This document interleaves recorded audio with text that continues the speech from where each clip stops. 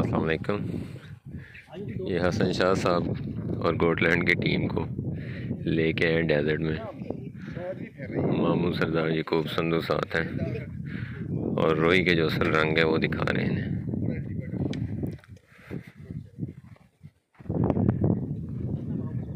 ये बारिश का पानी इकट्ठा होता है, इसको टोबा कहते हैं। तो इसके किनारे पे लोग आके फंस जाते हैं। वो सामने इनके घर है, इस तरह से ये कुप्पे तैयार करते हैं। ये जानवर खुदरो बूटियाँ खाते हैं, इनका दूध पी के मक्खन बना के लस्सी बना के ये लोग खाते पीते हैं। वो भेड़ों का रेवड़ खड़ा है, इधर गाय खड़ी है। और बहुत अरसे के बाद कहीं तितलियाँ देखी हैं इतनी ज़्यादा तादाद में।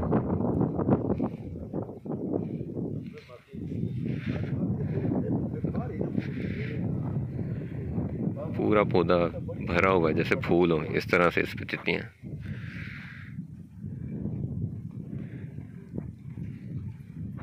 करो ये कैमरा करो लागे आज जरा बुजुर्गों का तारफ करो ना।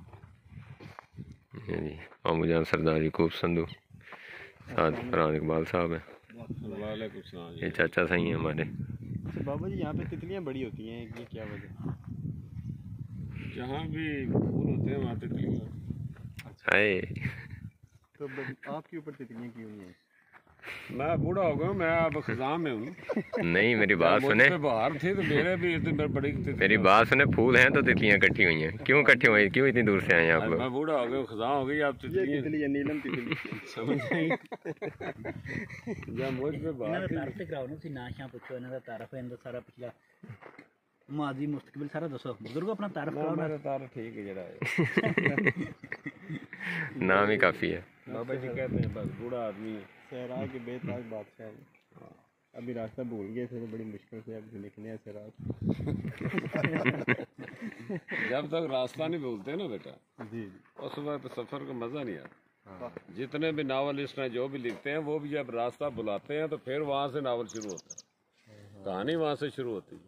फिर दास्तान बनती फिर जिन रास्तों का पता होता है वो तो सामने होते हैं, रास्ते ही वो होते हैं जिनकी मंजिल का पता नहीं होता, है, जो खुद बनाने पड़ते हैं। खुद बनाने पड़ते हैं और तलाश करने पड़ते हैं। जी हिकमत की बात भी सुन ली बाबा जी।